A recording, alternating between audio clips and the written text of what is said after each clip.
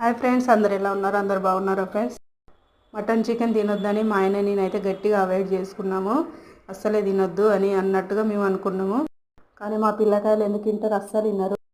పెద్ద ఆయనకు 20 days ముందు చెంపగడ్డలు అయినాయి కదా, ఆయనకు ఫీవర్ వచ్చినప్పటి నుండి నోరంతా సప్పగా ఉందంట. స్పైసీగా తినాలనిపిస్తుందని ఒక 4 days నుండి అయితే తలకాయ తింటాడు మమ్మల్ని. ఆయన మా ఆయనతో అన్నారు, నాతోటే స్పైసీగా తినబుద్ధి అవుతాను నా వెంబటే పడతాడు.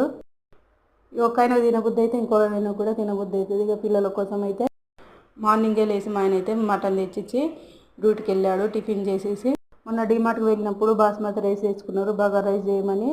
అందుకని ఇప్పుడైతే ఇక చేయడం కుదిరింది. మటన్ తెచ్చింది కదా, బగారా రైస్ తోటి మటన్ కర్రీ కాంబినేషన్ బాగుంటుంది. ఇక పిల్లలతో సహా మేము కూడా ఇక తినాలా, తప్పదు. ఏం చేద్దాం, ఒకటేసారి ఇప్పుడు మటన్ లేక చాలా రోజులు అవుతుంది. బాయ్, మరి మరో నెక్స్ట్ వీడియోలో